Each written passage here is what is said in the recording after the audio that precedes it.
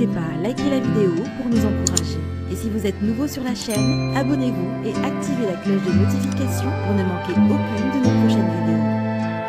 En fait, les amis, comme vous le savez, Marc Blatta est un ancien candidat de télé-réalité qui est devenu un influenceur avec sa femme. Il pratique le trading et les placements de produits et ce dernier a fait l'objet du débat.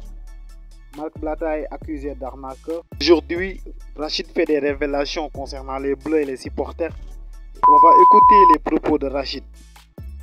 Bonjour Rachid, vous êtes sur Top Buzz TV et on aimerait vous poser quelques questions concernant l'accueil des Bleus après avoir perdu face à l'Argentine. Et quels conseils donneras-tu aux supporters et au gouvernement pour les prochaines compétitions? Ce monde-là, c'était au Qatar qu'il fallait l'envoyer. Il fallait l'envoyer au... Moi, je comprends pas. Wallah, je comprends pas ce pays-là. La France, je ne comprends pas. Il y a les infrastructures, les moyens, la possibilité, mais vous ne le faites pas. Des pays comme la Tunisie, le Maroc, genre, vous les critiquez. BFM, CNews, tous les jours. Jusqu'au Danemark, ça critique le Maroc encore là. Jusqu'à maintenant, ça fait des allusions racistes. Ils ont envoyé leurs supporters gratuitement là-bas. Ils leur ont donné des billets.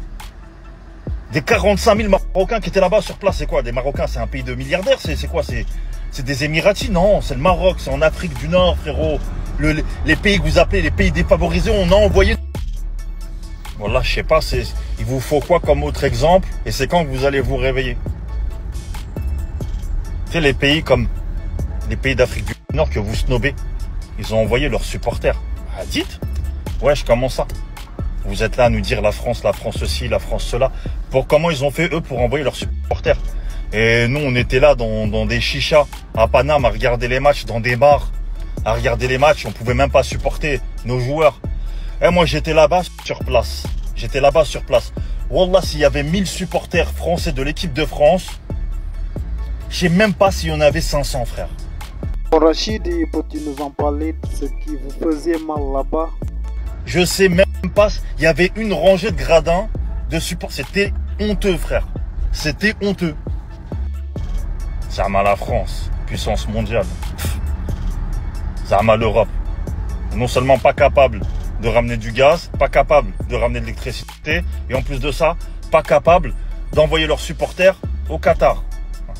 Frérot, c'est pas les États-Unis qui ont envoyé leurs supporters au Qatar, c'est le Maroc, c'est la Tunisie, frère. Ouais, allô. Et t'auras beau dire ce que tu veux. Hein. Des gradins remplis de supporters, ça change la donne, frérot. Wallah, ça change la donne.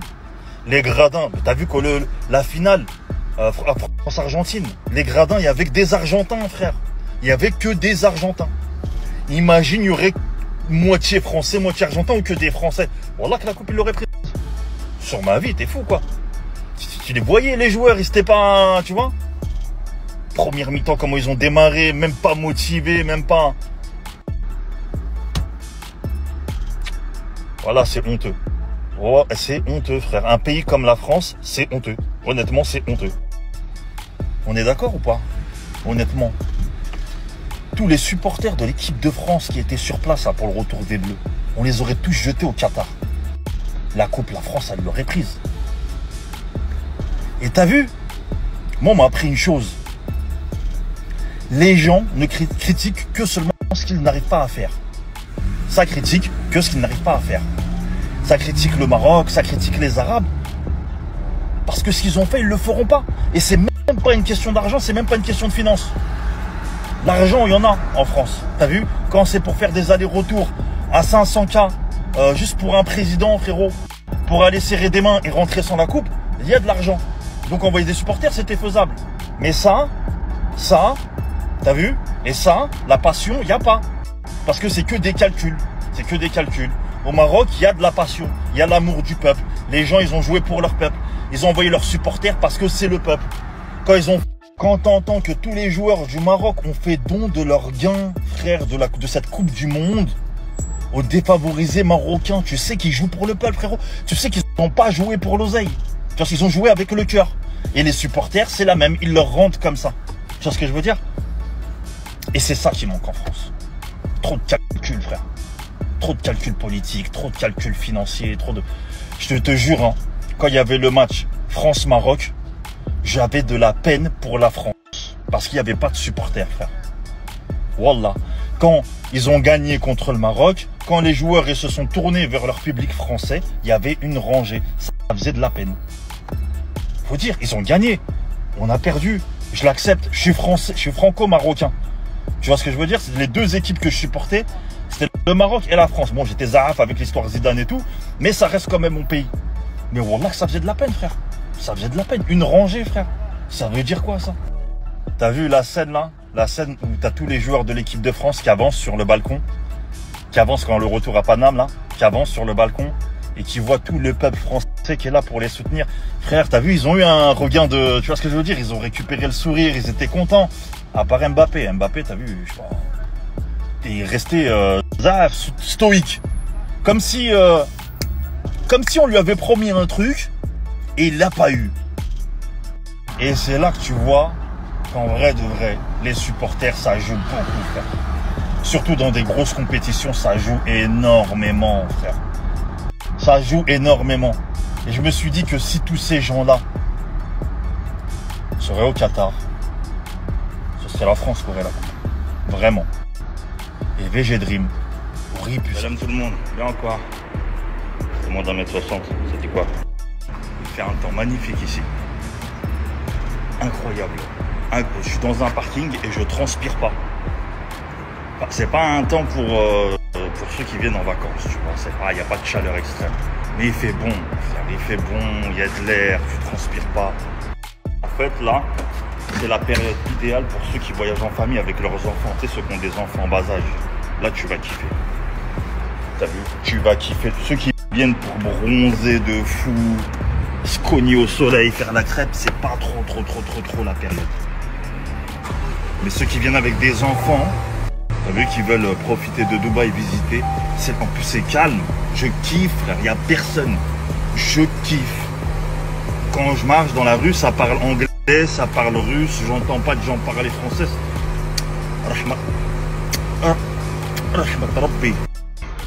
Alors moi, est-ce que ça va ou pas? Ouais, parce qu'en fait, tu vois, quand je vous dis salam, bien ou quoi? J'imagine des milliers de personnes, parce que je vous vois pas forcément, j'imagine des milliers de personnes en train de me dire ouais, hamdoullah, et toi frérot? T'as capté?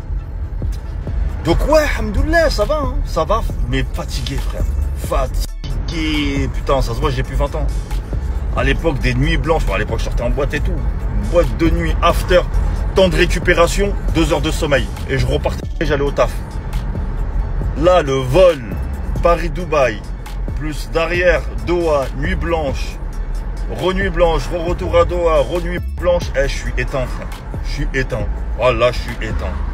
Je suis marqué, je suis fatigué, j'ai mal partout. Starfallah. On dirait que je suis en réa. C'est trop. Ouais, c'est trop. Rel vitaminette. Tous les jours, je me bute. Je fais que de dormir. Je fais que de dormir. C'est abusé. Les gens ils pensent je snap pas ma vie parce que je suis en train de faire des trucs de ouf, je suis en train de kiffer. Non, je dors. Wallah, je dors. Je fais que de dormir. Là, à l'heure où je vous parle, j'ai envie de rentrer et de dormir. Bref, concernant l'affaire Balzi, l'affaire C2, l'affaire Civic, on va en parler dans pas longtemps parce que ça commence réellement à me casser les couilles. Tout le suspense qu'ils essaient de créer autour de cette affaire-là, je sais pas. J'ai l'impression qu'il y a des gens qui essaient de faire une récupération médiatique, qui se disent tiens, on va en profiter pour faire des teasers, je sais pas, pour attirer du monde, pour... Je sais pas, frère, je sais pas. T'as vu, quand il y a des choses, faut les dire. Faut les dire. Je suis comme vous, j'ai attendu le live hier. J'ai pas plus d'infos que vous. Je fais ma pioche aux informations, mais on veut pas m'en donner. Après, je suis pas concerné. Je vais pas dire c'est normal qu'on me donne pas d'infos. Mais je suis impacté. Donc c'est normal qu'on me renseigne sur ça. Et comme je l'ai dit, hein, je suis là pour protéger le dos à personne. Je suis pour le hack et pour la vérité. C'est tout. Chacun est responsable de ses actes. Ouais, donc je disais, avant d'être coupé, parce que j'avais un rendez-vous important. Je connais. Ah, c'est bon, je suis plus distrait. La Coupe du Monde, elle est finie, entre guillemets, pour le Maroc. Bon, il reste la sélection à la 3e place. Inch'Allah qu'on l'a. Je suis concentré là, j'ai l'esprit libre. Là, j'ai l'esprit libre et je peux m'occuper sérieusement de ça. Du coup, je vais appeler. Bref, les amis, c'était ça. Si cette vidéo vous plaît, abonnez-vous. activez aussi la cloche de notification pour ne